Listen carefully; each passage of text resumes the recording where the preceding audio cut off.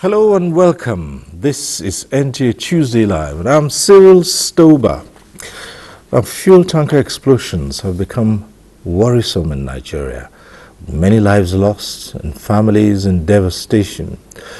Now, two of the worst cases that come to mind are the Ilefe explosion in the year 2000, which left close to 200 people dead and property worth millions of naira destroyed, and the most recent in Majia community of Jigawa State, with more than 100 deaths so far reported. Now, apart from these, there have been many other explosions across the country.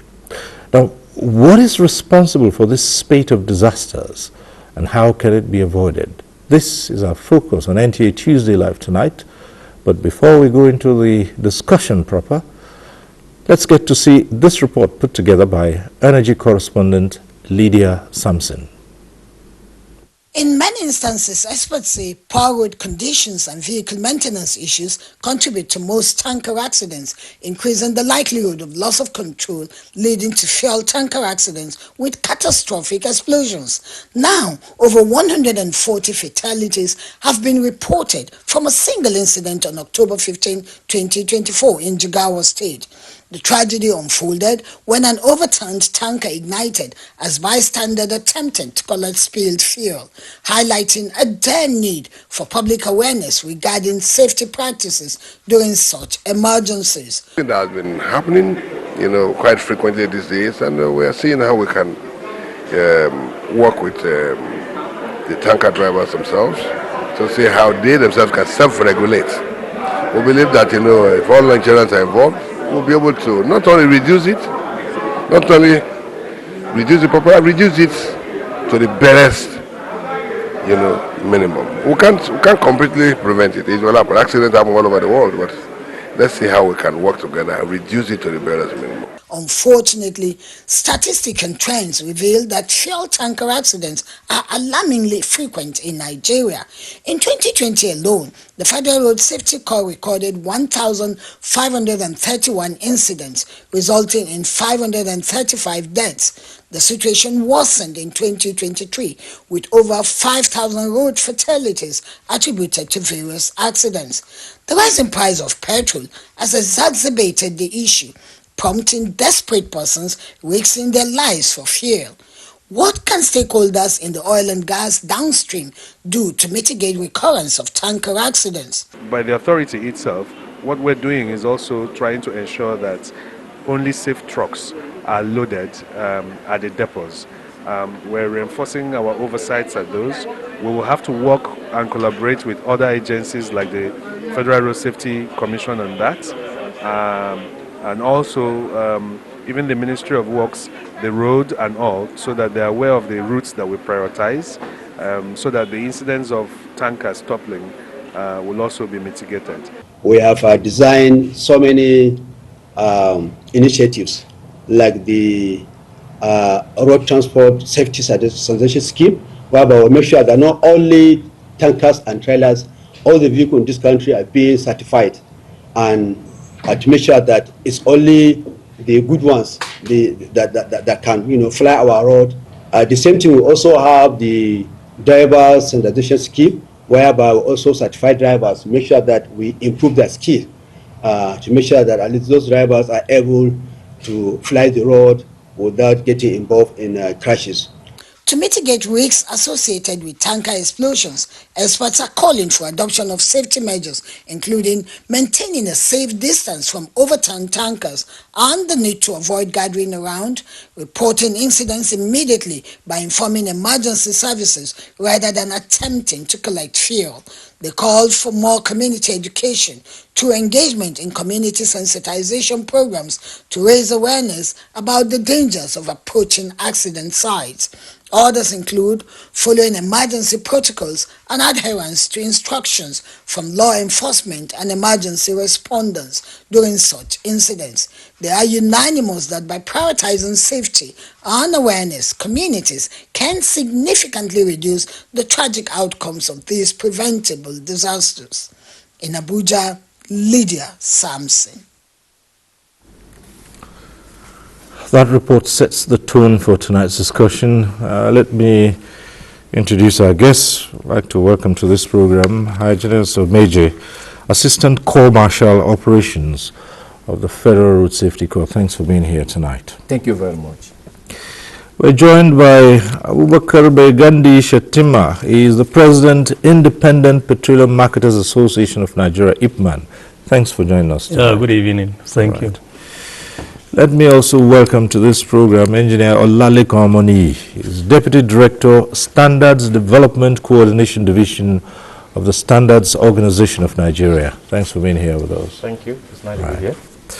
And joining us from our JOS Network Center is DIG Habila Joshak, retired Deputy Inspector General of Police.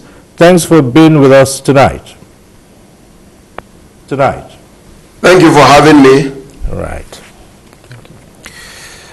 Well, at some point in time, this program goes interactive, and at that time, we'll remind you of the process and the procedure so you can join in the conversation in the studio. Gentlemen, welcome once again. Very grim statistics we have seen in that report, and that's no other way to describe what we've seen in those reports than tragic, and it continues to occur. With the most recent one coming in mind, it would seem that there's no end to these explosions. Fuel tankers overturning and blowing up in flames and leading to so many deaths and destruction. Let's hear you. What are you? What can you say about this situation? Well, let me first and foremost, on behalf of the Corps Marshal and the entire officers and men of the Federal Road Safety Corps, commensurate with the people of Niger State on the recent disaster, because that's a disaster on its own. What happened on 15th of October? That was a red letter day for us as road safety practitioners, and for every Nigerian, of course. We know we are all involved, and want to commensurate with the families and the good Lord console them. And what can we say? This is one crash too many. If you flash back in September, we had a similar scenario at Agai in Niger State, where a tanker also crashed, spilled fuel, and somewhere fire erupted also. That one involved burning off a full truckload with cows and beans. About 48 lives were lost in that one. As at the last count of this Jigawa own, the statistics have risen up to 170 as at the last period. But the most disturbing aspect of it is that we are seeing sequences that follow a similar pattern, and it seems as if we don't learn from history. And if we don't learn from history, we will eventually become history. If you look at all the issues that surrounds the tanker incidences, it has to do with spillage. And once there is spillage, you see people coming to scoop fuel. It will interest us to note that in that Jigawa incident, the initial crash, that the driver and the motorboy, they came out safely. But because there was a rollover and there was a spill, massive one, entered the canal and gathered as a pool somewhere, and the villagers gathered and they were scooping the fuel. It was in the process of that scooping the fuel that they met their untimely death. Otherwise, the initial crash had no death or injury even involved, because the driver came out and it. The responder agencies also responded on time. The distance from that place to where the FRSC office is just about 15 kilometers. The police also came out on time. But at a point in time, the crowd could not be contained again, because they were actually calling themselves, using phone to call themselves to come. It was as if, come and take your own share of the national cake. So again, you now see the role of public and massive education in these streams will play. But if you look at it generally, three major factors are involved: the human factor, the environment, and of course, the mechanical factor that has to do with the road. Okay, we'll go into those details as we go on. But let's hear from the president of the Independent Petroleum Marketers Association, IPMAN. Well, in fact, on behalf of myself and members of Independent Petroleum Marketers, we like to say our condolence to the people of Jigawa State and Nigeria in general. Actually, what happened is just unfortunate. And we Independent Petroleum Marketers, normally we take a proper action the time when we are assembling our truck. We must make sure that the truck is in order at the same time with the tank, because we know what we normally used to carry is highly inflammable. Just like what the Officer of Road Safety have said, by the time when the truck fell down, there is no any incident, but due to the way people wanted to collect some certain products, and PMS has one thing: if you collect it, that small drop that is dropping, it will go as far as wherever that particular product dropped, it will catch fire. So actually that is just what happened.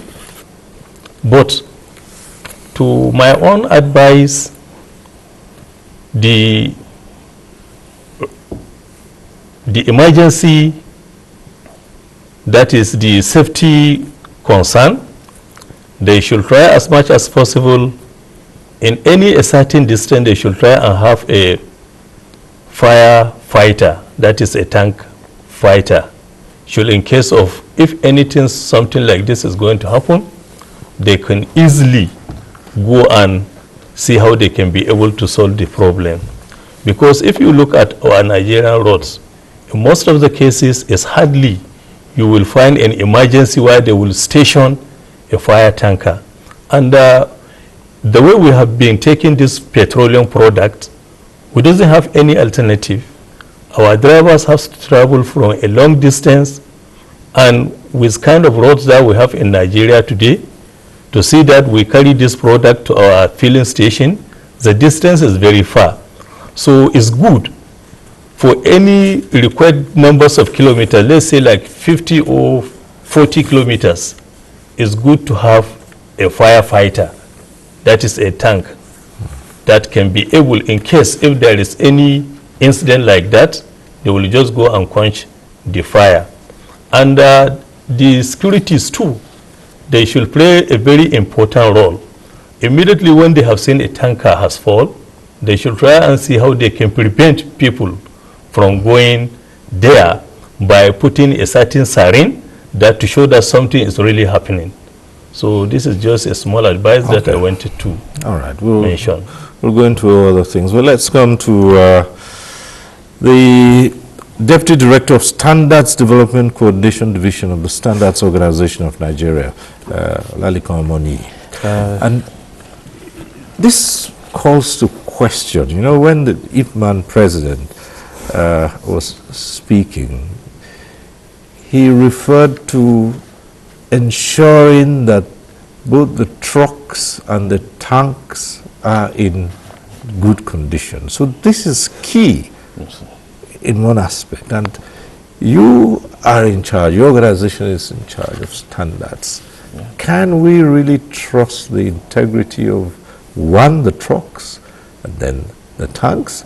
Because you would even hear people say it's not even when the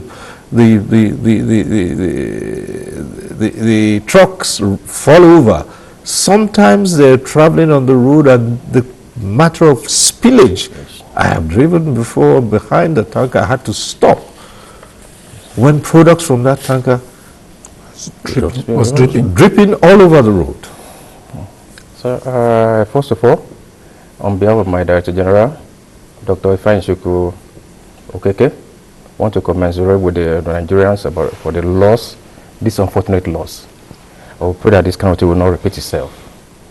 But let me also say too that we are supposed to learn from this and to prevent this kind of thing from happening. Because as long as we have accidents and there is spillage, to be able to control the crowd may be a bit hard. What we basically do as Standard in Nigeria is to ensure that we put system in place that will prevent the accident from happening. For the tankers, for example, we have national standards that we actually elaborate and develop to ensure that when these tankers have accidents, there's supposed to be no spillage. When the tankers are coming from factories fresh, they are even pressure tested to see that there will be no leakage. But there's supposed to be another process after that. That was something we call periodic requalification or we call recertification. That's supposed to take place every year on every tanker. That is the aspect that we are missing. Because within 1 year, normal vehicles go for roadworthiness test. But roadworthiness test is just to check whether the engine is sound. But how about the tankers themselves? Are they requalified to ensure that they are safe? We should notice that take maybe LPG cylinders, for example. Despite the fact that we keep them outside, the number of accidents that occur from LPG has virtually reduced to zero. There are no accidents in that line because the standard requirements were adhered to. And people that also manufacture those things, that product was strictly certified and monitored to prevent accidents.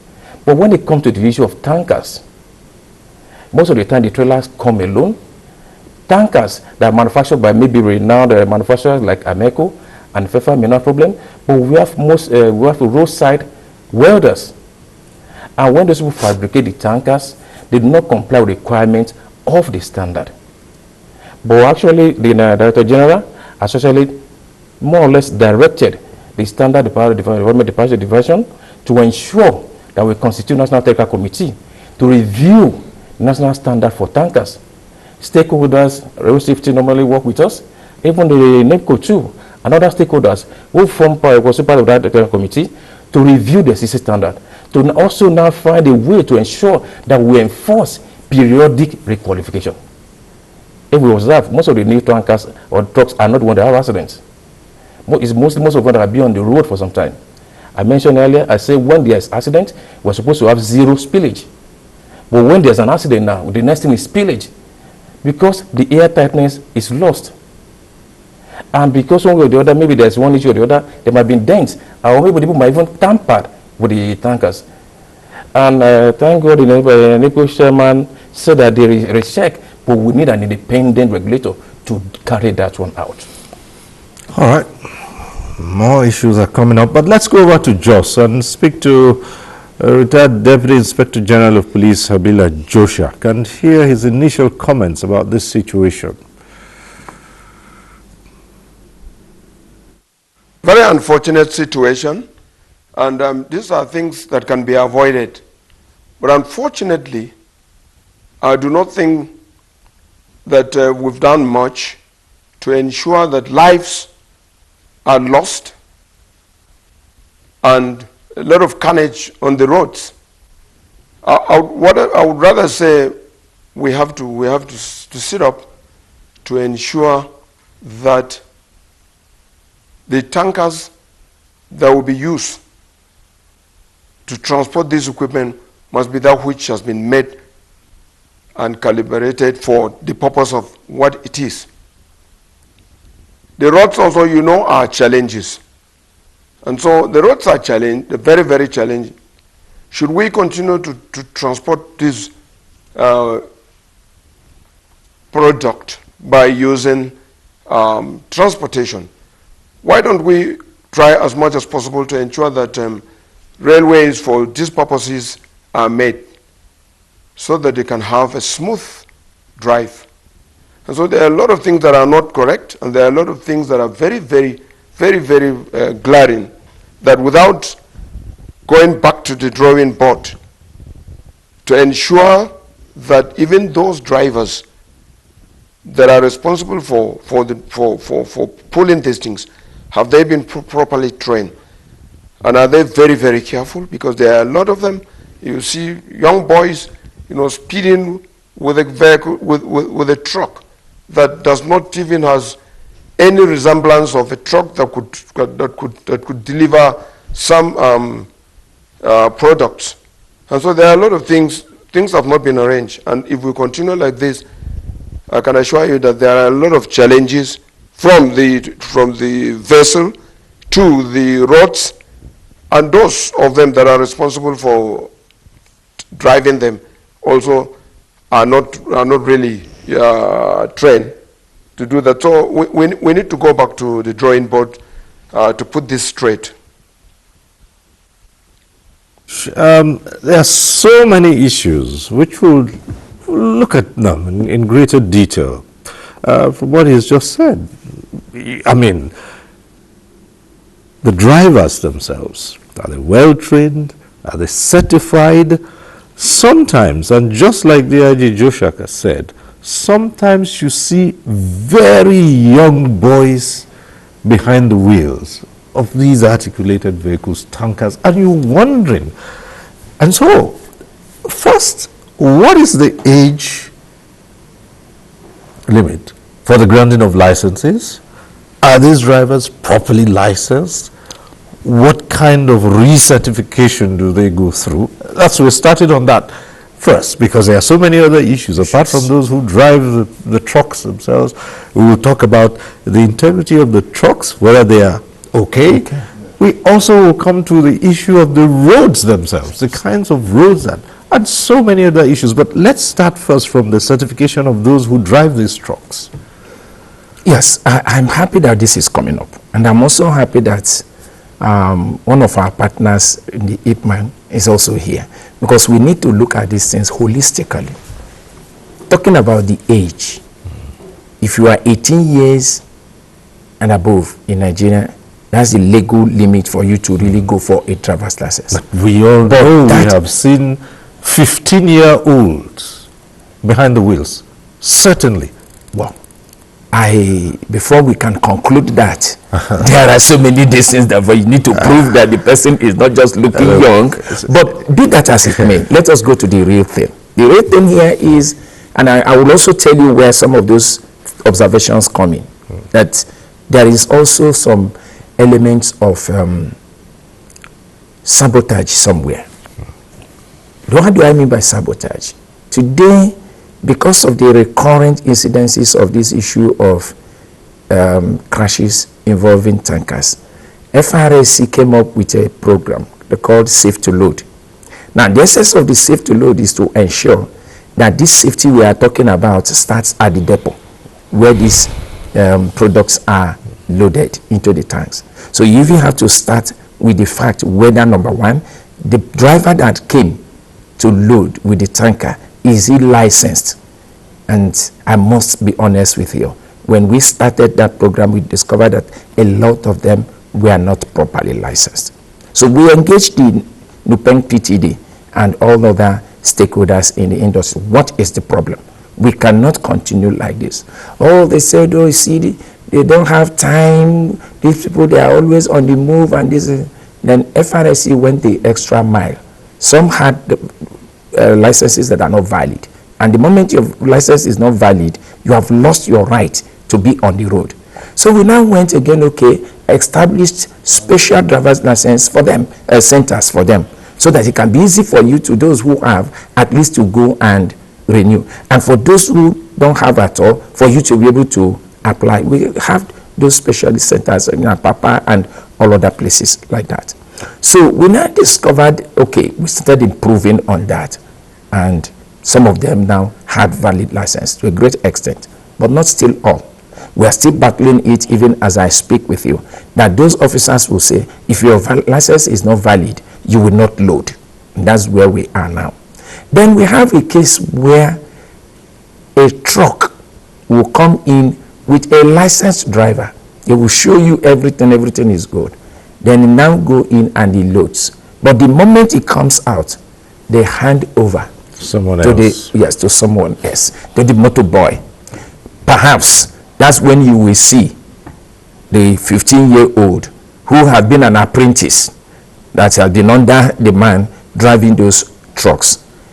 The same thing happens with the issue, and that's why I say I'm happy that Ipman is here, so that they also understand some of the things we see and see how they can help us in terms of self-regulating. We had cases where a truck will come in, you satisfy that this truck is okay to load. The moment you finish loading, it goes out. It is no longer that same truck that is going to transport this product to destination. There's a transload, because they know that this one is not going to be allowed to load. So it can't go into the depot to load. That these things are issues that we need to the look at driver holistically. and then the tank is Yes, you the know, driver that went in had the license, you satisfy him because there's a checklist. All right. But by the time he goes on the road, he hands over to the motorbike. And that's why I said, because road safety is a shared responsibility. Ipman, Nupen PTD, they also have to help us, because this is a national issue that calls for a holistic review. The other one that beats me is that apart from handing over to the motorboy, the truck that has gone in and loaded, and they come out, and it's not the same truck that's going to take the tank. We have had instances like that. It's amazing. They can switch with products in the tank. They can transload. We've had incidences like that, documented incidences. But it is something that we know we could just continue to engage the relevant stakeholders so that we will get to where we are going. Then I need to also say this. The fact that you are 18 years does not mean you will drive tanker. And again, I also want to implore our stakeholders. Who gives a truck to the person? We also look at the hiring system for these truck drivers. We need to review it seriously. That all the operators in the industry, NATO, Nupen, PTD, Ipman, we should sit down on the round table. At what age should we allow a driver to drive? Having the driver's license, it's pretends that yes, you are legally there, but we must have a relevant number of years of experience before we can give our trucks to a driver. Ipman President, what has Ipman been able to do to stem all this, with so many angles to it now? Yeah. Well, from your own end, what have you been able to do? From our own end, definitely any truck that we buy together with the tank, we must make sure that we get a requirement, a standard requirement, before we put that particular truck on the road. But the only thing that I have been thinking, if it's possible, the usage of tanks on Nigerian road is too much. Okay. We have to find another alternative. That is to say, those our depots, the government should find a solution, the way they can be able to push products to those depots. Just for example now, if you didn't go inside Lagos, there is no way you can be able to load your product. Even those who are in Musumi depot, it's not functioning. But by the time when you calculate the numbers of distance, it's just a small distance. So at least if there is reduction on the way we have been using the road, it will assist and reduce this kind of accident that has been happening. So let the Musumi depot be in order, Ibadan depot, Ilorin, Mina, Suleja, and other some depots. Even in Kano, there is a depot. So let the government try to see the way they can be able to put all these depots in order. Some of them are not functioning right now. Yes, they are not functioning because of the pipe vandalization. So if those pipes can be in order, I think it will reduce. Even this problem that we have been getting through the road is overusage, because every day you will be seeing trucks are passing with heavy load. So that is why the former inspector, the one who speak about the finding another alternative of DIG Joshua, he is saying the right thing, or else we should be using the train. Yes, I mean, we all recall when petroleum products were moved around on rail, and it's just a shame, really, that this has just become history now with the state of the railway system. And you didn't have that many trucks on the roads moving petroleum products. But again, it brings us to the question of the standards. I mean, you made an interesting revelation about the standards that are required for these vehicles to be able to transport products. But the question some of us would ask always is, who enforces, who ensures that these trucks remain within the limits of those standards? Yes, a truck is registered today, you check everything is fine, it's okay, the pressure, it's all right. But after how many years do we go back and say, who recertifies this? Then, of course, the other aspect, which you said, there are people who fabricate, local fabricators. How do they get those tanks on the roads, and who approves their use? Well, on the aspect of certification, the initial certification for every new vehicles or even any new product passes through some, and especially the one that come from import or the one that are manufactured by MECO, IPI, NEFOFA, and Co. Those some are conform to the requirement of the standard. Now, the other aspect is now the aspect of who do the requalification.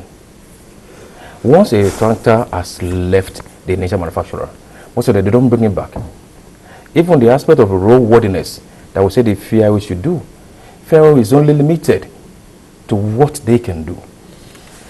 He mentioned that they check that made the requirement of the standard. I mean, I like to ask that which particular standard? Because most people are not even aware that there's a Nigerian national standard for those tankers. Now, if when we elaborate the standard for the standards, the issue of accident was not that rampant. Now we're now discovering that there is need to establish guidelines for requalification of the standard of the tankers. Now you mentioned the issue of who will do the requalification. No matter we are being to say, okay, take the tankers back to the fabricators, but that may not be possible. The decision on that has to be taken by all stakeholders. Road safety, for example, recertify the drivers, but the tankers themselves are equipment. And for you to recertify, you need equipment, pressure testing equipment. You need qualified welders.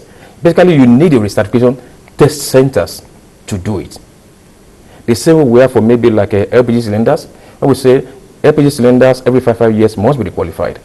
And there are test centers that have been established in collaboration with NDPRA. But even that, you know, it hardly ever takes place because lots of people buy those things and that's it. Years and no one takes it back and nobody checks. No, the LPG cylinder, the way the standard was configured, it saw that while the working pressure is 6 bar, we decided to be able to withstand pressure of 30 bar, while the burst pressure is about 70 bar. So no matter what happens, it cannot get to the pressure where it can burst. But for tankers, because of the thickness of it, let me say thinness of the shell, the pressure is a bit low. But what we just do is that a tanker is supposed to be filled up to 90% of the volume, and because maybe temperature increase and vapor pressure, it's able to at least withstand a reasonable amount of pressure without leakage. Is that adhered to? Is there a way to ensure that it's adhered to 90%? At the initial coming out, it is done. But the qualification now, we are saying that actually the assignment will be given to the National Technical Committee. The DG has already, as I mentioned earlier, approved the National Technical Committee of road tankers should be reconstituted. We should address this issue. Look, there's a standard, but how do we address the issue of requalification? And requalification should be done yearly, because a lot of things might have happened along the line. There might be accidents, there might have been denting, there might have even affected the consumer, and because of people too also want to even more or less sustain the consumers, they might even affect the infrastructure internally. So the qualification will check for the quality and also check for the calibration to check whether it's actually the actual carrying the actual volume that is stated therein. So we need, basically, the decision on that will be taken by a National Technical Committee that's being reconstituted. And I mentioned earlier that it is part of it, the road safety is part of it, NTA is part of it, and other stakeholders will be part of it. But basically, all of us must agree that we must handle requalification because you need equipment to handle the requalification. All right. We have a number of reports. Let's get to see this one from Jigawa State. The Majia tanker explosion has come and gone, leaving families of the dead mourning and the injured being taken care of by their immediate family members. Though a natural phenomenon, the Majia tanker explosion is the first and worst tragedy that happens in the history of Jigawa State. Despite swift response by authorities concerned, the death toll is increasing by day after the incident. Expert and analyst in Jigawa State says government need not only to take measures of forestalling future occurrence, but take adequate measures that can stop people from rushing to fetch fuel whenever such incident occurs.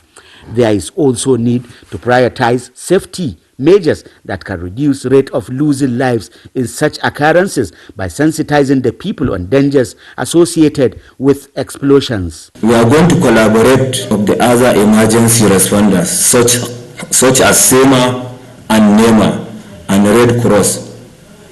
If such incident, we can easily communicate and respond in time. We are going to continue to intensify and improve on our safety measures for conveying petroleum product and other product, preloading, well loading, and post loading, so that we get rid of all the carnages that is happening in our Nigeria road. On its part, Jigawa State government says it is on top of the situation as injured victims are currently receiving treatment at different hospitals in the state and the neighboring states of Kano, Bauchi and Yobe. Though more than 170 have lost their lives, the death toll is said to be increasing as some of the victims receiving treatment are given off the ghost. Generally speaking, looking at how extensive the injuries were, the injuries were more than 50. In fact, there are those with over 90% injury. Those of them are in intensive care in all the barriers in Azare, in Kano, AKTH, and in orthopedic hospital. I think we will be very happy at the way the hospitals are managing this particular kind of patients and this particular degree of burns. Since the occurrence of the tanker explosion, the state have witnessed influx of sympathizers on daily basis. Emir of Dutse was among those that visited victims at Rashid Shokoni Hospital. This is a very horrific situation we're in, but Alhamdulillah, those that are here are being well taken care of. So we have to thank the state government and the management, hospital management for the prompt response that they're given and the attention they're given to the burnt victims. And we pray that those that lost their lives, may Allah forgive them their shortcomings, and may Jannatul Firdaus be their final destination. As survivors continue to receive treatment at different hospitals, it is hoped that people will take lessons from the Majia incident, praying for their quick response. In Dutse, Awal Muhammad Kazauri. The next report comes from Lagos. Jigawa State tanker explosion no doubt will linger in the memories of many for long, no thanks to the level of destruction and loss of lives that accompanied the sad incident. Lagos has experienced several explosions, with the most recent in August this year, when a truck laden with 12 tons of gas exploded in a filling station. Though no life was lost, the incident further highlighted the level of damage such unfortunate event could cause. Due to its devastating effects on lives and property, stakeholders are of the opinion that good infrastructural plan and sensitization will checkmate reoccurring explosions caused by tankers. I believe that there must be improvement in the sensitization of these drivers. The truck owners must sensitize their drivers on safety measures. Then the Federal Road Safety Corps must also take it as a national duty, a national emergency, to ensure that these people are well monitored. But the major cause of explosion is carelessness. And when I mean carelessness, it means negligence. It means the activity that we engage on when we don't even fully understand the safety implication of such an activity. While admitting that accident can happen at any time, the need for Nigerians to shun scooping of fuel from falling trucks was also emphasized. We must, as a people, tell ourselves that there's no matter the immediate gains we are going to get from any of such situation, it does not equate the damages that may happen or may have happened. As a means of reducing casualty, taking precautions at accident scenes, experts say, is the best option. In Lagos, Bolaji Akim. DIG Habila Joshak, let's come to you. In the Jigawa incident, just like so many others, a truck falls over, product spilled, and people, all they can think about first is maybe the quick gains they'll get from scooping up this product, forgetting its volatility and how inflammable it can be. And the crowds just keep growing. It's like locusts. They are called to the scene. Now, how do you begin to control a crowd at a scene like that? And it happens all the time. You have an accident scene, people gather around, and not many actually know what to do. These days, people are with their phones recording, being the first to post things out. But how do you begin to secure a place like that? Even before, you know, all the appropriate responders come to the scene. It's very difficult for individuals, the community, to come out and ensure that they should to try to do something that will prevent further destruction of lives and property. People will just scam on that and want to have a part of that because of the situation, the economic situation now. I would rather say that one of the things that can assist in checking this carnage is of course to ensure that it is the NNPC themselves should be the people to provide all these tankers to ensure that there is standard. It is also the responsibility, should be the responsibility of the NNPC to also, you know, get drivers that they will train and set a standard. And the responsibility of distribution of the materials, the petroleum, to the various states must be properly supervised by the NNPC. Some of us walk around Port Harcourt so much, and we're in the refinery and saw a lot of things and made a lot of contribution. If we cannot have the railway today, so we can talk about the transportation through the railways, but I'm sure in future we can have that. We're also trying to ensure that our roads are fine. The minister is somebody that has also had opportunity to replicate some of these things he's doing now in his state. And so while waiting for that, I think the NNPC themselves must take the responsibility. Otherwise, I think that the carnage won't be stopped any time now. Let's come back here in Abuja. Let's look at another aspect of this. Now we've seen, I mean, the standards, whether those who drive the trucks are qualified, but there's another aspect of it, which is a huge contributory factor to these accidents and the carnage that we see: the roads themselves. And sometimes you see these roads and you know deep within yourself that any articulated vehicle that attempts will go down. Yet there are no alternatives. And sometimes they say the drivers are just forced to take a risk and do the best that they can and try to maneuver. And in trying to do that, these things occur. Yeah. The truth has to be said. The roads is a factor. You can't hide away from it. As much as we know that the government is trying now, we are seeing roads being rehabilitated. I served in Lagos.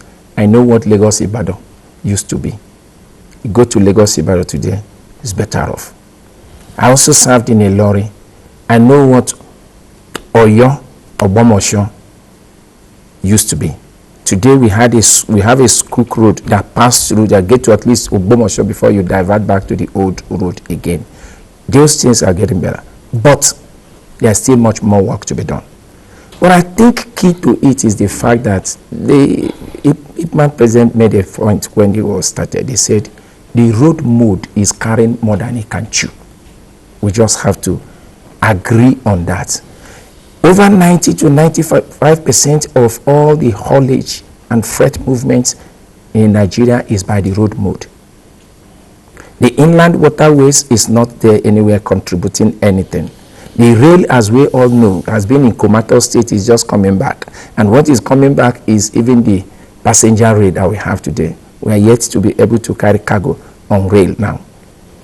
What is the percentage of this you can do? You can do, the pipelines have been vandalized that you cannot. But I know that the federal government is also thinking in this line because this is giving everybody concern. I was privileged to be on the team that the commercial paid a visit to the Honorable Minister of State for Petroleum Resources, Oil. And he too, he alluded to the fact that we understand that there's a challenge here, and sooner than later, pipelines will come back again to the degree using the latest technology that they cannot be able to vandalize the way they vandalized the ones we had, because the ones we had was actually aged and it could be easily punctured. But the road mode is a factor that needs to be looked at. I think what the government can do presently is to take these corridors. We know the truck corridors. To take the truck corridors and give it just that stretch, straight rehabilitation. Pay attention to all those. Let's get these truck corridors. And I remember when the Honorable Minister of Works started, he said our roads is going to go concrete. He's going to use concrete, which is a very good way to go. Because if you look at those roads that we are referring to, they are all failed portions, issues of failed portions of the road. The roads have been rehabilitated over and over times, and they keep on failing because of a lot of factors. I can tell you, we are not complying with the axle load. That is another factor that we also need to look at. You find out that these trucks, we used to know that these tankers are built to just have 33,000 liters of fuel. But today we have tankers that are 45, we have tankers that are 50, we have tankers that are 60. So the issue of tonnage and on this road, exerting more this same pressure on the road is also a factor. We also used to know that we used to have weight bridges where before these trucks can go through, they will go and be weighed. And if it is above, you are not allowed to go through. So because it is now time for us to start to look at these things holistically. We look forward to this, and I know the Honorable Minister is thinking in that regard. We'll bring back the toll gates and, of course, the way bridges. Because you can't pass through the toll gates without going through the way bridges. These are the reasons why our roads have been failing.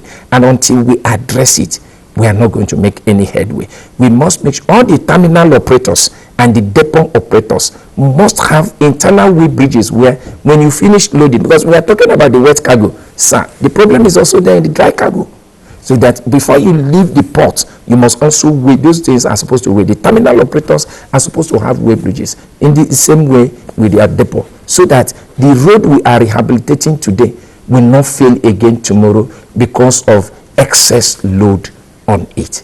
So I agree that we deserve a better road. The government is doing itself. This is not something that started today. The failed portions was a gradual thing over the years. And you don't also separate it from the economy, because all these things are all issue of funding and capital. Well, Mr. President, and at some point, as independent petroleum marketers, your products have been distributed. Unfortunately, it doesn't look as if that would witness any sharp reduction anytime soon, even as the government works on providing more infrastructure and more. But it means transporting these petroleum products by this means will continue for a long time. At what point can Ipman now come in and say, look, this is happening too many times, and we as marketers need to enforce the kinds of trucks and tanks that should carry our products? Well, normally, we independent petroleum marketers, we take extra measures if we wanted to buy a tank. We have to consider a standard place where they normally sell these tanks. Why? Because the tank and the head of the tank alone is almost amounting to 100 million naira. When you include the product, it will around 150 million naira. That is the reason why we always take serious measures to make sure that we buy standard tanks and head. And we don't normally compromise. That is, if you check the nature of the way our roads are in Nigeria today, if not because we have standard vehicles, I'm telling you, there will be a lot of accident. And even if a tanker fall, just as we have said, you know somebody who carry 45,000 liters and accidentally the truck fall down. See the heaviness of that product. And at the end of the day, you may find that the product will not come out. But because of the economic situation of the country, you may find that masses will come around to see how they can lose the valve where the product will start flowing. And if the product started flowing, the product will not catch fire immediately to the truck. But you know, as a villagers, when you carry the fuel, you may decide to put it anywhere. So by the time when they put this, it will catch fire from that place, then it will come back to the tank. So in a nutshell, we have been trying our best to see that we at least we make sure that we prevent the life. At the same time, we see that we prevent our capital, because the business is highly capital intensive. Even as you say that it's capital intensive and it costs as much as 100 million to 150 million naira, and given the economic situation now, this is like providing the platform for people to cut corners and try and find a way of circumventing standards. Yes. Thinking, oh well, maybe after I've made some profit, I'll be able to now come back and follow this. But it never happens that way, does it? Well, basically, what I want us to address is that now we know there's a problem. How do we move forward and prevent this thing from happening? I've mentioned earlier that there are standards. We need to review the standard to see whether they are even up to date. All the stakeholders will review together. But then we also need to address the aspect of how we can prevent circumventing the standard. And the best way to do that is to call for the periodic requalification of those tanks. And we need the fabricators, we need the major manufacturers to come into it. When we establish the standard, or when we coordinate the establishment of that standard, But all the stakeholders must agree that they say this is a common problem that we must find a solution to. Until there are alternatives, even if the alternative through railway and all those things, we are still transporting dangerous products. We still need to ensure that the means of transporting them is still safe and secure. Otherwise, the problem we are running from the road may still happen over there. But the question is, are Nigerians complying with standards? And how do we compel the Nigerians to comply with standard? Look, the issue of safety is everybody's responsibility. We are calling all the stakeholders. Look, let us find a way to mutually address this issue and resolve it. We have standard in place, but let's find a way to reinforce it and so that everybody comply with it. Fine, we want to encourage self-regulations, but sometimes it takes somebody as a power to tell you whether you are doing something right or wrong. If I'm the owner of a truck, I will tell you the truck is okay. But if I now know that I have to go through rigorous certification, somebody, a third party, to recertify me, then I'll take more care on that. The road above will take it so. But then we want to ensure that, you mentioned earlier that some instances when the vehicle toppled, their fuel may not spill. When it's okay, now the people come and open the valve, is there something that we can do so that when it's fall down, they will not be able to open the valve? That means there could be improvement or review of the standard to put an additional safety measure to be there so that when we even spill the gas, for example, when gas fall, nobody there even go there. There's no even means for you to even open the valve.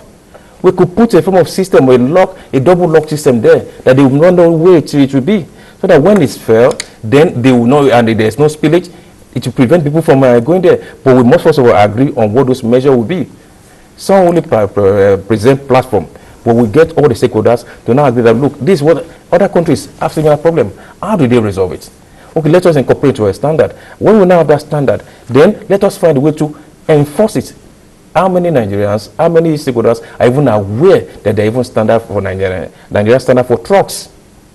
We say we check at the point of importation or at the point of when they leave the factory. But after leaving the factories, how many do you even have a copy of the standard in their place? But I mean to say this, we still need to work more with the road safety and the various vehicle inspection offices to ensure that when we're doing normal roadworthiness, we go beyond just checking the roadworthiness vehicle and to checking the safety of the tanks. Road people are not equipped to do that kind of thing. But all of us, including the ministry too, the Ministry of Transport, and other relevant ministries, all of us must collaborate towards introducing requalification. Even if we have the road bridges, we still need a qualification. At this point, we'll take a short break. When we return, we'll open the phone lines. You can contribute to the discussion, and then we'll have another report, and we'll try to look at other aspects of this this conversation. And it's so tough because here we're talking about frequent loss of lives and property, destruction of the very fabric of the nation, losing its manpower, its resource, the best of its resources, and how even the economic situation in the country contributes to that. Because what drives a man to go scoop spilled petroleum products on the highway, putting himself at risk? Stay with us, we'll be back shortly.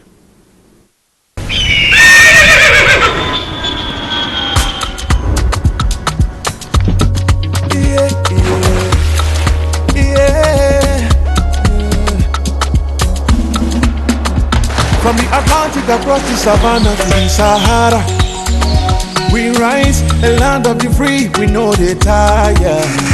We dream great, our spirit is undying. Resilient, rooted like palm tree, we sway in colors, with undying demand. We make solutions, we ignite passion, yeah. Ethnicity is unique, we are more than just a nation. We are Nigeria, we are Nigeria, strengthening unity, we know they carry lives. We are Nigeria, we are Nigeria, together live the dream of a land with great destiny. We are Nigeria. I am the Real Nigerian. Brought to you by the National Orientation Agency, NOA.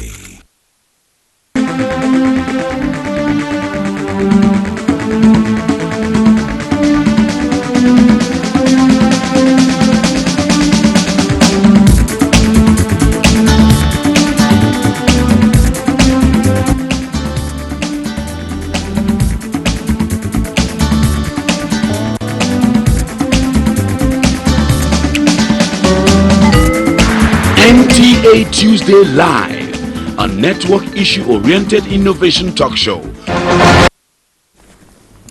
Thanks for staying with us. The issue today is one that's grim. I describe it as such. Fuel tanker explosions. It's becoming too regular.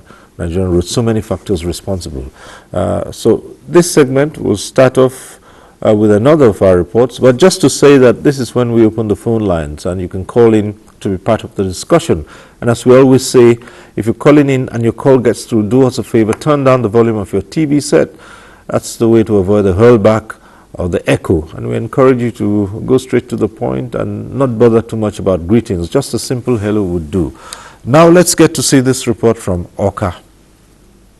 Years back, Anambra State witnessed tanker explosions that claimed lives and property.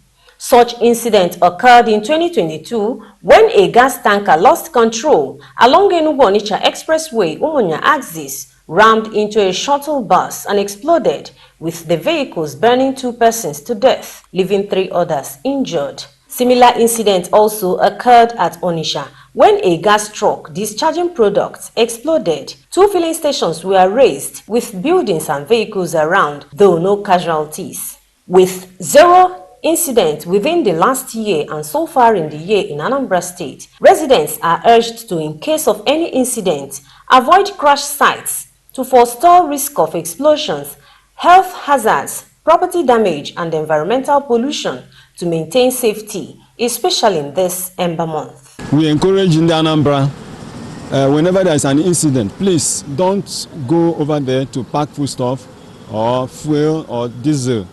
It is disastrous. In the process, there might be spark, and when there is spark, it will trigger a fire.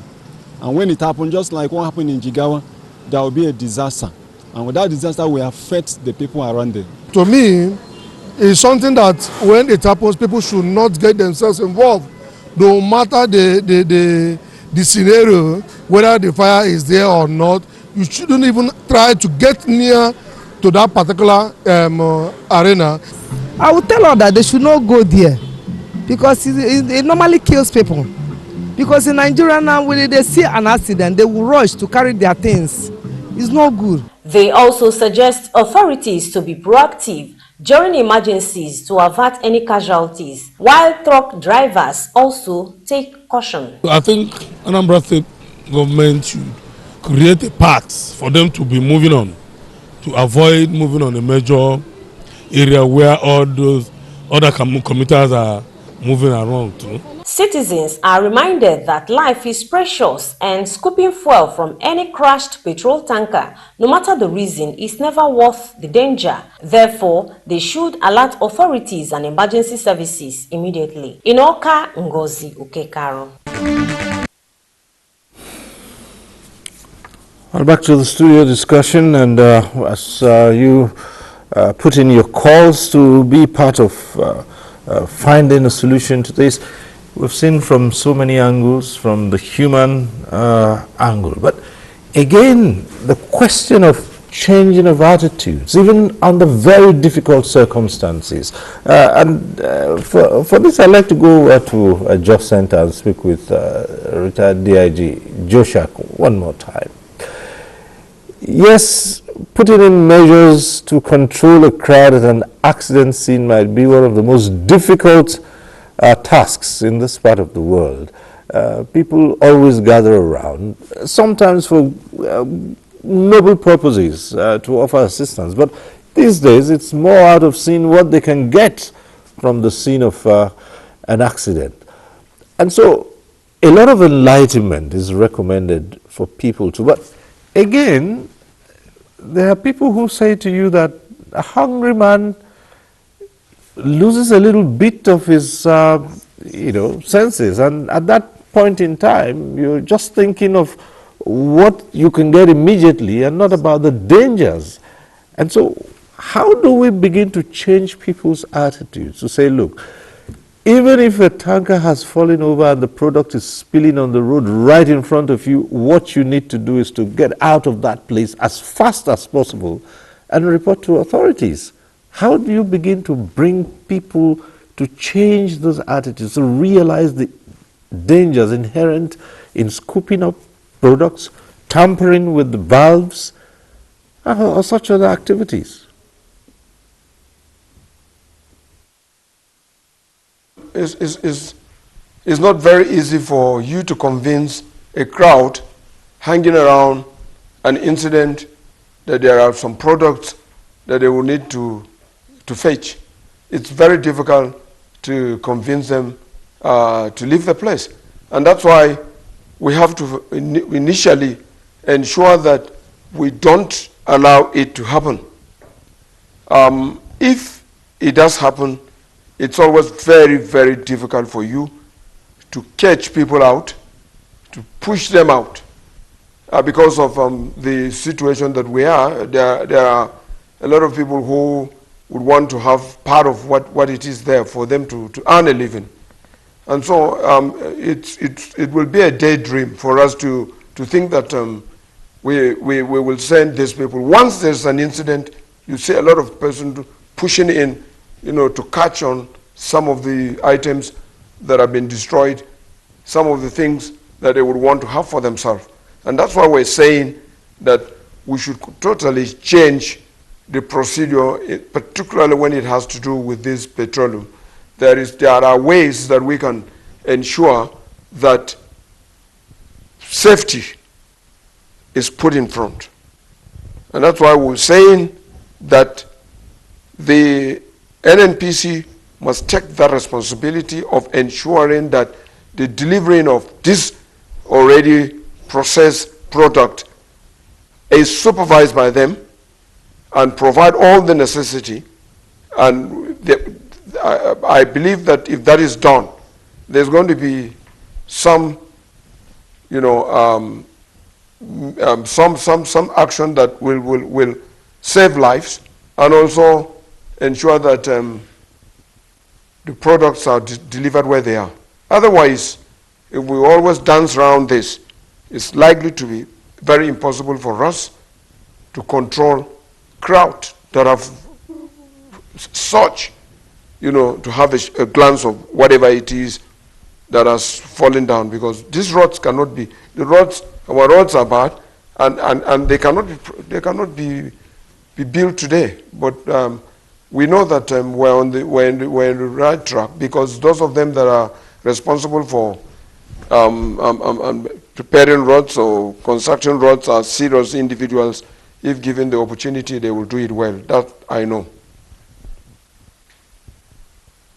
Human factor again, even where you have good roads, because we have seen articulated vehicles a ton of, even within the city center, even in Abuja a few weeks ago, somewhere close to Maitama, a similar incident happened. And that particular spot, there's enough room to maneuver a vehicle. So what happened at that point? It's either error, driver's error, or a problem with the truck itself. And so enforcement sometimes comes into play here. But again, are enforcement agencies in any position to do their jobs well? Because sometimes you see some vehicles and you're wondering, how is it that a vehicle of this nature is allowed to ply the roads?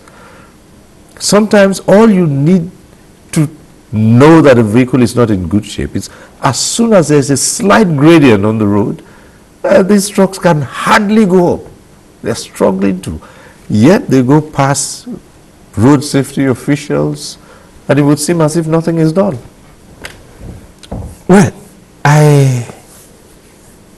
I want to say that the issue of enforcement in this very context, within this our context, is a very delicate one. And that's why for us in FRSC, when it comes to issue of petroleum products, we want to see a situation where prevention is even better than saying you are enforcing anything. And I will give you instances as a law enforcement agent who have been in these things for long. The attitude of our drivers is very wonderful. if you sight that truck and you flag the truck down and he manages to stop for you, I am not saying something I have not witnessed. He can carry the key and tell you, take. You want to impound the truck? Take. And I'm sure you recall, we have had incidences in Ogere where in the course of enforcing their listening, somebody will just come and they will block the road. We had it over and over until we had to engage all the stakeholders. That's why you have not heard of the blockage of road on Lagos Ibadan by Ogere axis. We also remember in Kogi, we had incidences in Kogi where the military, they were on a scene and the truck driver misbehaved, and the next thing is they blocked the Mutala, that Mutala Mohammed by and sometimes they declare a strike. Yes, and they just we have our first caller on the line, Umar calling in from Burning Kebbi. Hello, Umar. Let's hear you.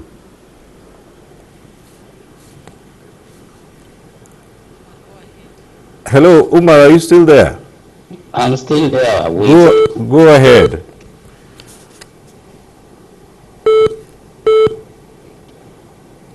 Zero. Yes, my name is Umar Anache. You see, thank God to Mr. Abila from Jos. He said it all. NNPC must bear the responsibility. NNPC must be the responsible organization. It takes care of all the issue of petroleum in this country. Why can't he take care of the transport section? And look at advanced country. Petroleum product and gas are not be transported through road. It is the pipeline transportation, and where there is no pipeline, through rail line transportation. I would like to the NPC bear the responsible to take the responsible of this accident. And the other thing is that the trucks we are using are not the standard. They are long trucks and heavier trucks. Why not reducing it to something that those drivers, they can maneuver easily? When there is accident, you will see how the drivers maneuver. The whole body of the trucks will go this way.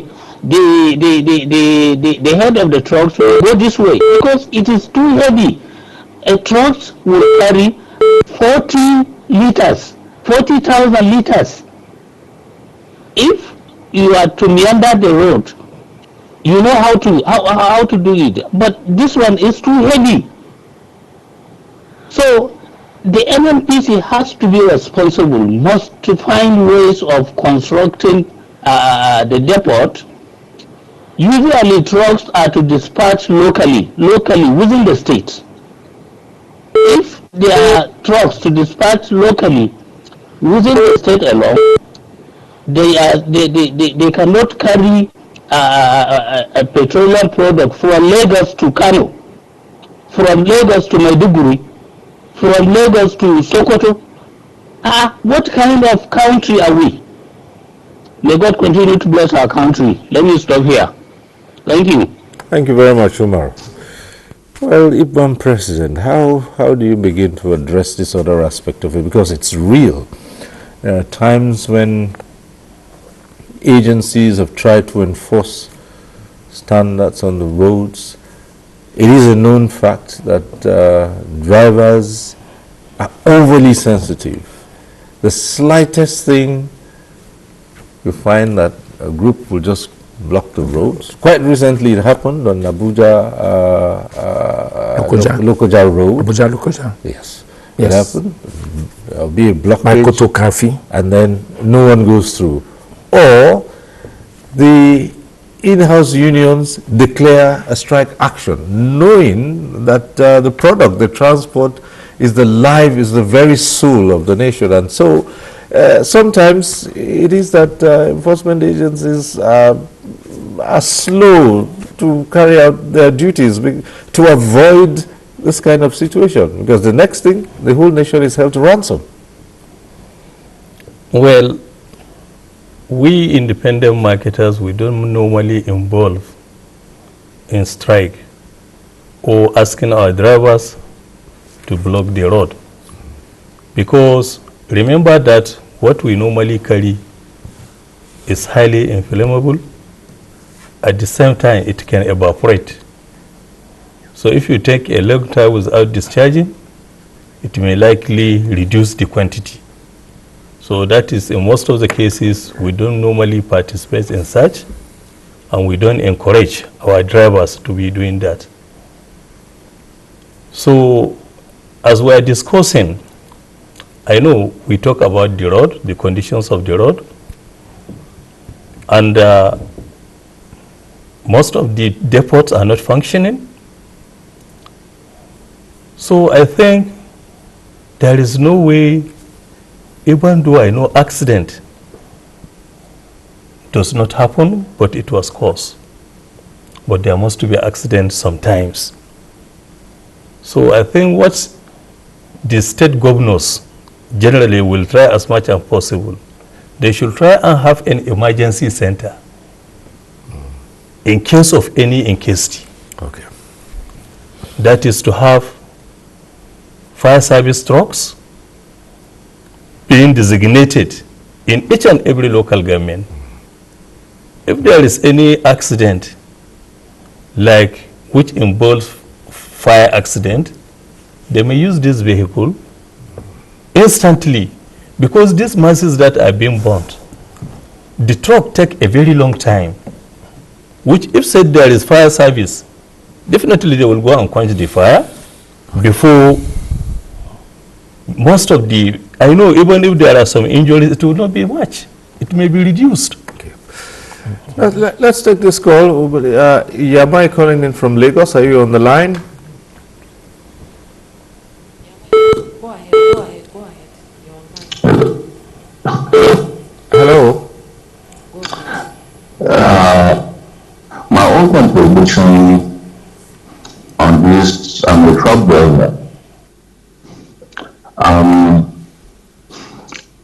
In the modern world now, they use aluminum tanks, but we still use iron tanks to lift.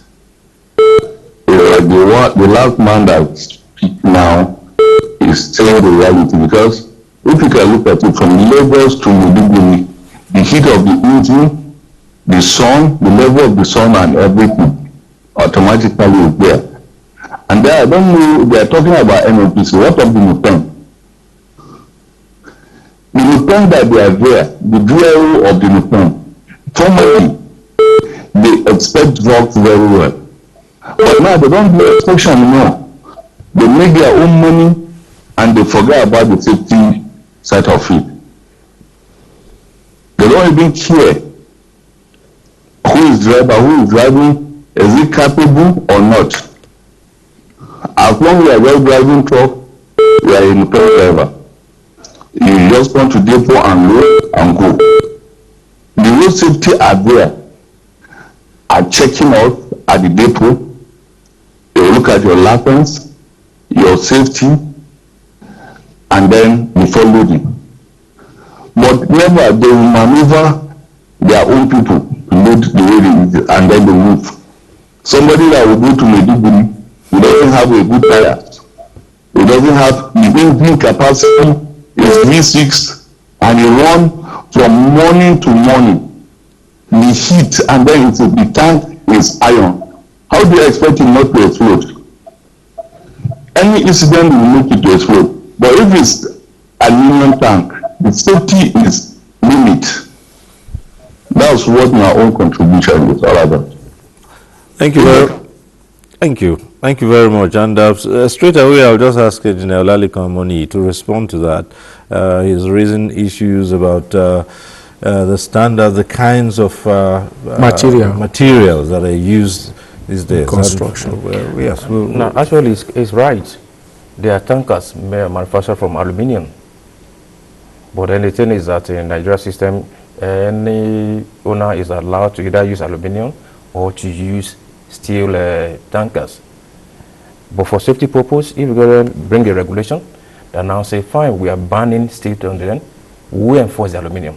But right now, there's no restriction on which type of material you use to make tankers. Some tankers are going to even be made from fiber materials. But we should also know that most of the accidents that we talk about here don't actually arise because a tanker is made from steel or not, but because of spillage and associated that comes with it. But I think the key issue is that we're trying to prevent accidents first. I would say whether the tanker is made of steel or aluminium or fiber, we should find a way to ensure that there is no spillage. That is one. Two, when these tankers are loading, I believe there should be an agreed checklist that we should check that, look, does this truck meet all these criteria? Is it safe? Can it be on the road? And normally when the truck is loaded, they are given a weigh bill. So that the weigh bill that's usually there, if there's a way that way, we can even be communicated to the receiving hand to prevent transloading. We can have guidelines in place. That all of us now look, okay, this is the guideline from our experiences. We want to prevent accidents. Therefore, let's have a national guideline that should guide the operations, or basically what the maintenance and handling of these tankers. Can I say something? Yes. Can I say something here? Yes. Please recall that in 2018, through the office, the federal government, through the office of SGF, there was a national stakeholders forum. One of the outcomes of that national stakeholders forum on our part was that we were able to develop a guideline on movement of petroleum products or haulage of petroleum products. That guideline is still there, but the protocol on transportation, just on transportation. But I must say something also, and I want the Ipman person to react to this, because we have noticed that all these issues of falling tankers, rollover as it is called, the rollover, when a tanker crashes and there's a rollover, the spillage we have been witnessing, we have not been encountering it with trucks of major oil marketers. It has always been with the independent major marketers. And that is because this industry is not well regulated. It's a very key factor that I want us to look at here and look at it. You can hardly, I don't want to mention names, but we know the 6 major marketers, now called major energy marketers. I don't know how the president can help us in this. We will keep that in mind as we take this call from Tijani, who's calling in from Abuja. Hello, Tijani. Go ahead. Go. You're on. Okay. Good evening, sir. Yes, go ahead. Good evening, my president. My name is Tijani Zuberu from Apple. My president, good evening, sir, and good evening, everybody. I know that would say we should talk through. If we talk, we have to talk through. We should have fear of God. Somebody wake load from Lagos, come to get accident in Majia. This truck fall almost near 25 minutes. This truck not happen for you, but this villager midnight they open this vibe, start coughing, carrying the fuel. Some of them carry the fuel to their houses. That's why fire followed them. Some of them from their houses, the fire come and catch the tank. Both Muslim and Christian, we should tell our people. The owner of the truck, just like Mr. President said now, you spend almost 150 million. You say you buy it again, you no buy to lose. After the truck fall, the driver, he feel mad because he knows say maybe he don't lose in business. The owner of the truck cry, maybe he don't lose. At the end, this type of thing happen. If they not support me, phone this fuel, I know say nothing go fit happen because with a good relationship we have with the road safety for Bopo or to ask you to put safe mouth. Some tanker go fall from now till tomorrow without leaking. If it's bush where anybody know dey. But some people, criminal, they are not starting now. You don't take anywhere, any village, any city. Tanker fall, they are thinking that they get their national cake. From this kid take themselves thinking that they get national cake, this type of thing is happening. Somebody will tanker driver is a woman being like every woman being. Yes, I'm talking to former national chairman of tanker driver, branch of Nupen. The road safety know me, the president know who is talking to. Our former DIG, Abila, we know each other. Somebody talk about NNPC. If the NNPC buy truck, woman be the go drive the truck. It's the same thing, woman be go drive the truck. Somebody carry fuel from Patagon. Something happen on Thursday, this Thursday way pass in Pico Junction here. Everybody where they go Mina know the place is no good. The driver is not running. Road safety confirm for your people in Sulega. The aid just come out. Tanker tell 60,000 liters before you know. On Thursday, people not sleep till Friday till they finish this fuel. NATO, ITMA, PTD, and Niger State support us to go and look for road fire service to come and stand there because some of them are saying if you not allow them, even security, they try their best. Police, AFS, they try their best.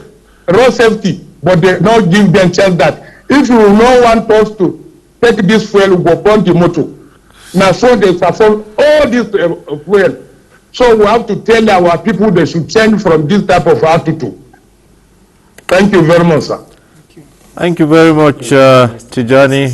That's an insight into, what really occurs, and he's brought so many of these incidents to the fore, and you could see by his confidence that, he's told us he's a tanker driver, and that even our guests here are well aware of what he's saying. So this is what we had raised earlier on when I asked DIG Habila Joshak on how do you change people's attitudes? Yeah. See? Well, let me come and respond to my friend here of safety.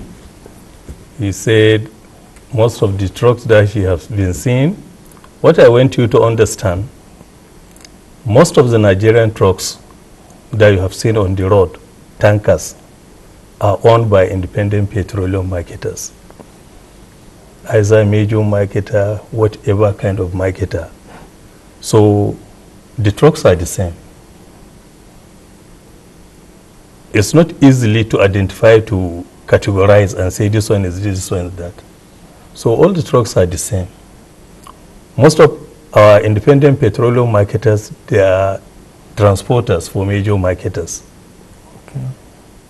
Just like what Tijani Zubari have said when they mentioned the NNPC.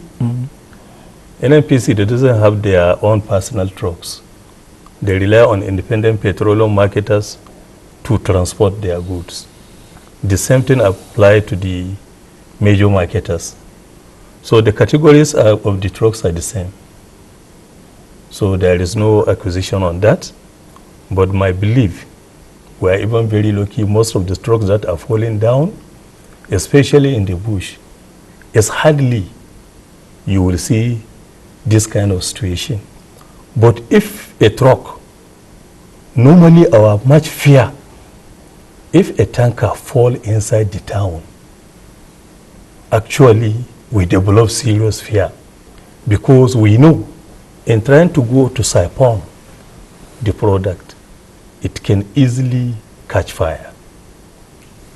That is the reason why always I have been emphasizing, let the government have a proper information, that is orientation program, to tell Nigerians the implication of this highly inflammable product in case of any incasity.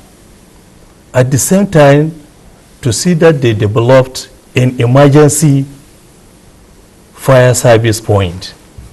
Immediately when there is an issue, especially in the town, they can quickly run and quench the fire. You've mentioned this so many times. You've drawn attention orientation. to it. That's it. Has to go. Okay. Always. All right. Let's take this call from Port Harcourt. Antai calling in from Port Harcourt, and then we'll come back to the studio. Hello. Hello. Hello. Let's go right ahead. Good evening. Tuesday Live. Go right ahead. Hello. Yes, go ahead. We can hear you. Please, my own take on the topic is somehow of what you are saying of, but it's still on NNPC. For the past years, NNPC has been doing turnaround maintenance, and what I feel contributed to the high cost of the fuel is because most of our refineries are not working. What does it take to build a new refinery, and how many years can it take? If NNPC all these years have been doing turnaround maintenance, can't they look away from the old one and build a new refinery? That is my own take. All right. Because if the refineries are working locally, the crude can be refined here, and that will reduce the cost of the fuel. Thank you. Thank you very much. Thank you.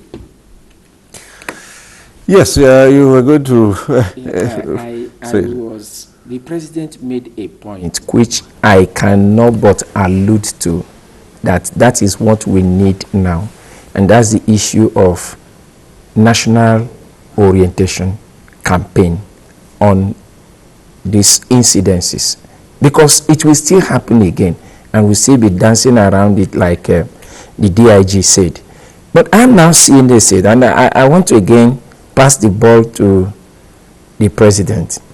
This national orientation, and I think you people are into business, if I must say, is there a way we can all put our hands together and get this national orientation we are talking about? The media has a role to play. All of us, we all have a role to play. This thing is on A now because it has just happened. After some time, it will die down. Can I have a handshake with ITMA for us to have a radio program or a TV program like this, where we can actually use the forum to talk to Nigerians, educate Nigerians on this kind of incidences and how we can avoid it? Because everything should not just be government.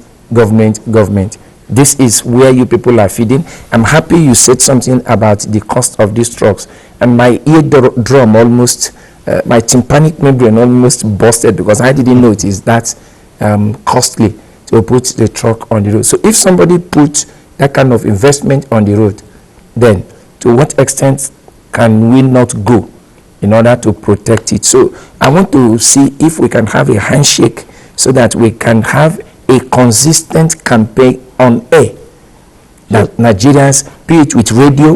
We can do it in all the languages. Yes. We do it in Hausa, we do it in Igbo, we do it in Yoruba, the 3 major languages, so that we can pass this message. So that if it happens in these villages, let them not say they did not hear. Yes, we are ready for that. That is the reason why the other time when you invited me, I stood up, I tell you, we independent petroleum marketers, we are ready to collaborate with road safety so that we can be able to give our contribution. And apart from that, you know, we normally pay taxes and we normally renew our license and the rest of them.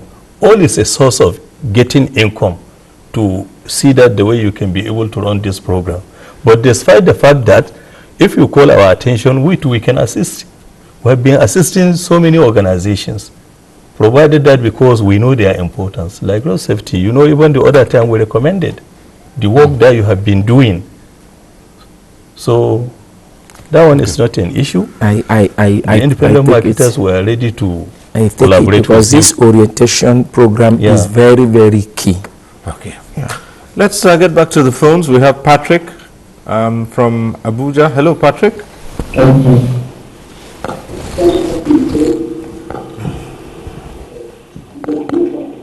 Yes, good evening, sir. All right, evening.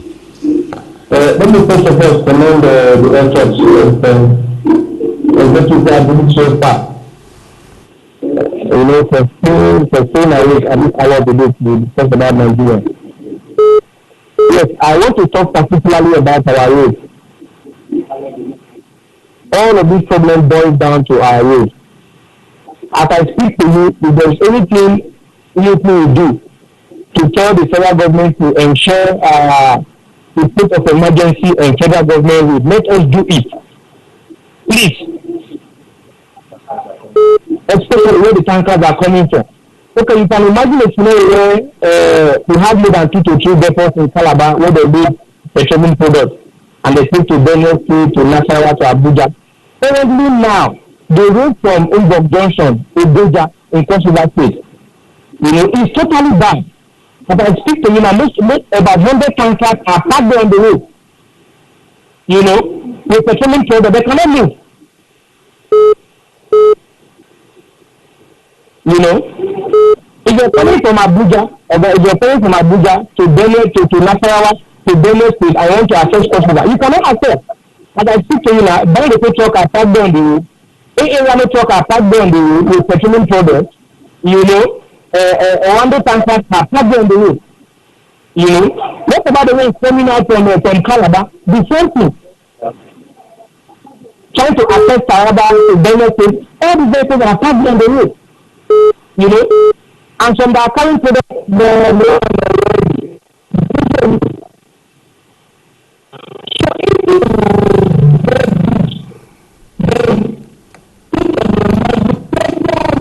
Okay, it seems that the connection is getting bad. But thank you, Patrick. You made the point here.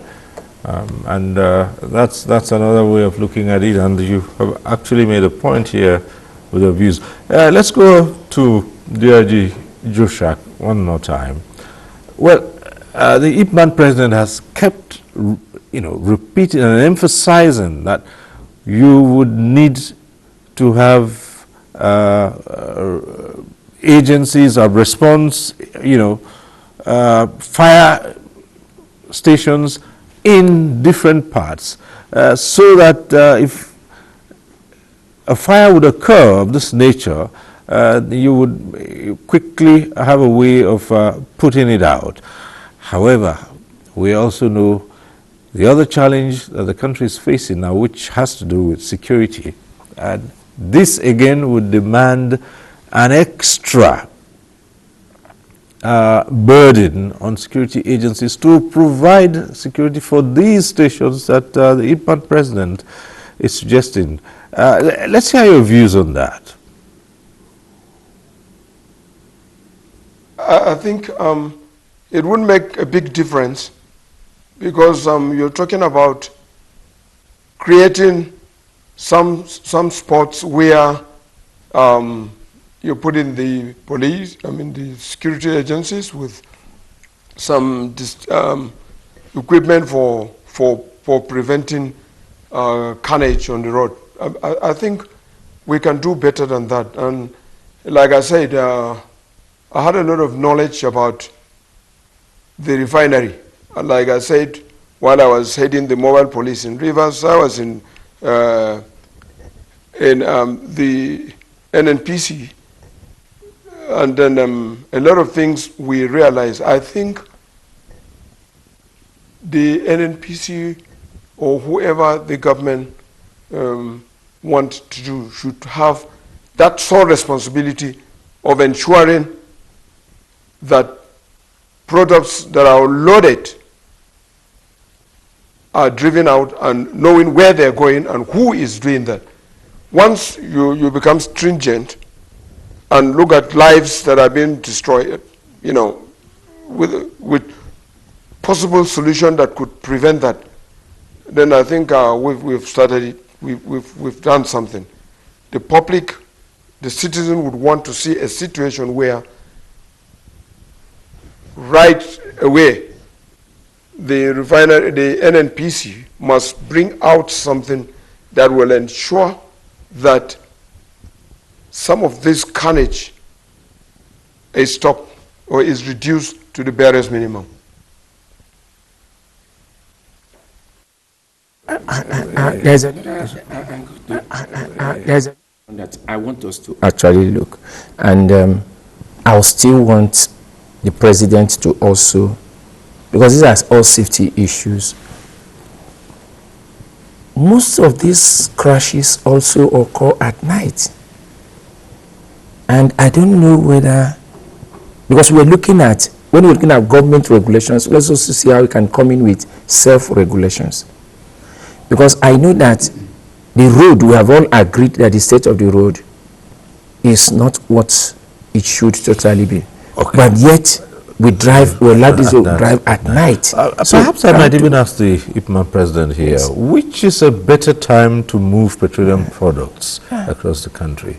Is it during the day or at night? Well, if not because of the safety, the night will be better. But because of the situation where we find ourselves, the night journey is not good presently in our country for heavy trucks. And that is the reason why we normally tell all our drivers, immediately when it is getting night, they should park till morning.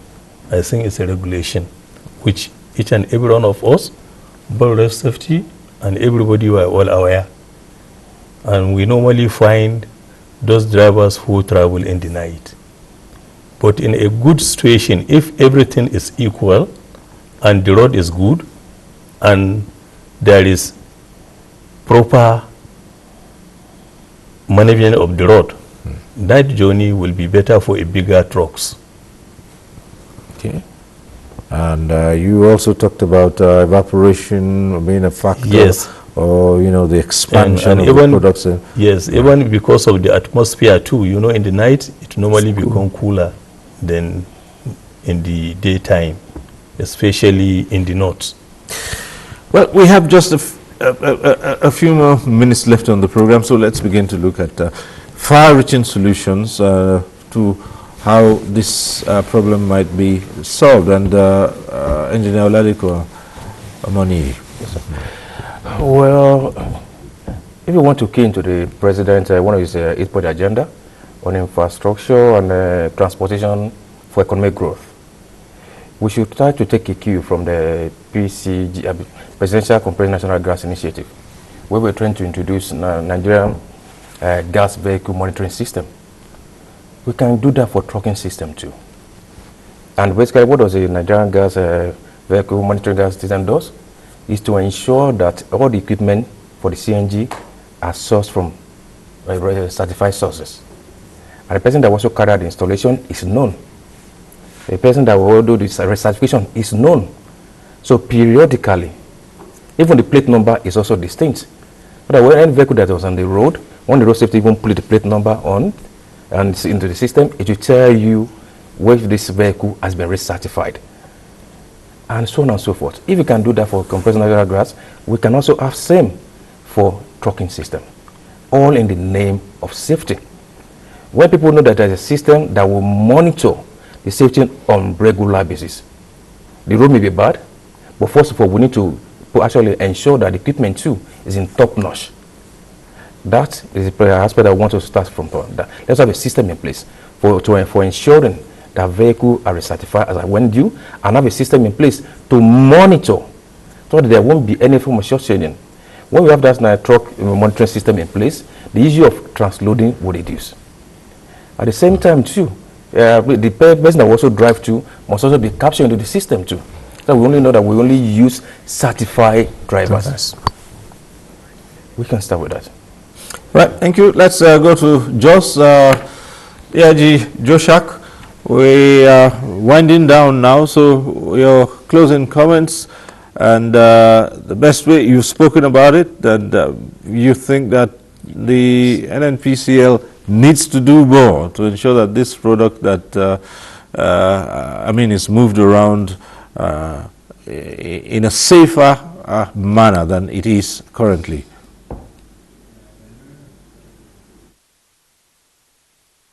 I still stand on this fact that the government should look at the best way to ensure that this monster that has taken lives and have made a lot of things going the wrong way.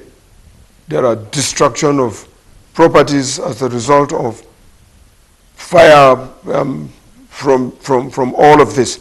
I think the government is ready enough with hands and people that have what it takes to ensure that decisions are taken based on some of these propositions we've made, some of these suggestions we've made, so that we can put a stop or reduce it to barest minimum.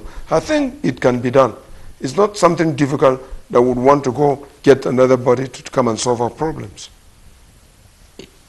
Thank you very much. Retired Deputy Inspector General of Police Operations, DIG Habila Joshak. Thank you for being with us on this program. Thank you. Thank you for having me. Right, back here in Abuja. ACM, we've had the many suggestions that have been put forward too, and of course the FRSC is a key agency in all of this. In addition to what the IPMAN president has said about locating fire engines at strategic points, again, Nigerians also say the FRSC should also do more in terms of warning of the dangers that lie ahead on the roads for these vehicles, and ensure a more robust patrol. Sometimes when road safety officials are seen on the roads, a number of drivers they begin to comply with traffic regulations, speed limits, and all that. So perhaps a more robust patrol would be part of it too. But again, that also speaks to the state of the roads in Nigeria generally. Yeah. And also, if Nigerians can help to cooperate with us, a lot of measures are there, but it's just compliance. Have you forgotten that we are also implementing the speed limiting device program meant to check that these trucks do not go above the recommended speed limit? But the problem is compliance. And I'm happy that the president is here. They have been supporting us, and like he said, we need more collaboration, we need more support, ensuring that all members see to it that they install the speed limit device so that the drivers do not overspeed, and also the issue of the safety valves in all these trucks, because the truth is that all over the world trucks do roll over. The problem with our own is that when it rolls over, because of the absence of safety valves, it spills. If we can also change our attitude to all these scenarios in terms of scooping, it will also go a long way in help in this. Speaking of speed governors in vehicles, I'd like to come to the standards organization quickly on that. Actually, we are collaborating with the road safety on that. We have a scheme in place to ensure that only certified speed limiters are installed in vehicles.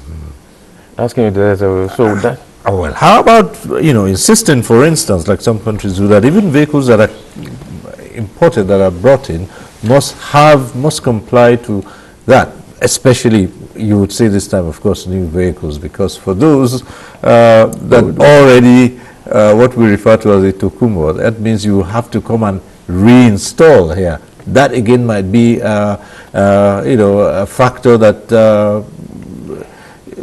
most people would not want to comply with, saying that they'll have to spend extra money. The speed limiting issue at the moment, I think, is limited to commercial vehicles. Yes, yes, so, that's so, what. And most commercial vehicles, actually, we basically certify the product.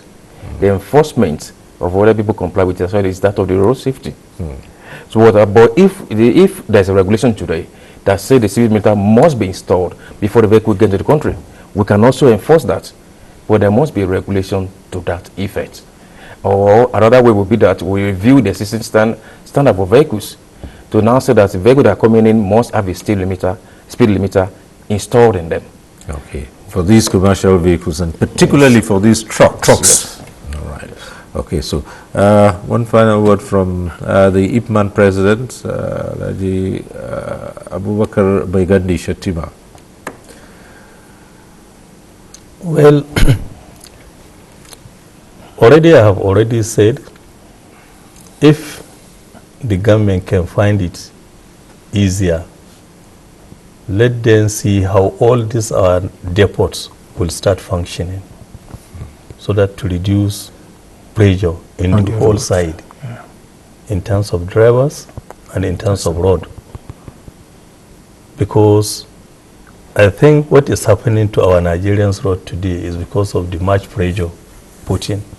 So even if the government has been doing their best, because any side of the country when you go, you have been seeing the way they have been maintaining this road. But because the load that is passing, the trucks that are passing, there are too many. Okay. So if they can be able to see how our depots, and we thank God, Dangote has already started his refinery. If NNPC refinery too can be in order, all this thing will reduce the pressure on our Nigerian roads. Well, thank you very much, and I'd also like to thank our guests. Thank you for being here.